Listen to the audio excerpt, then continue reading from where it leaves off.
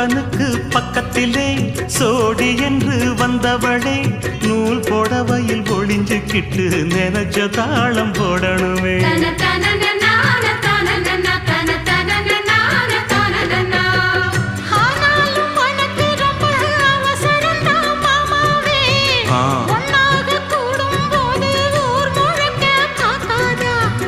பார்த்தாலும் தவறு இல்ல பனியுறங்கும் ரோசாவே, உன்னால சொத்த வச்ச மூக்குலதான் வைக்காதா.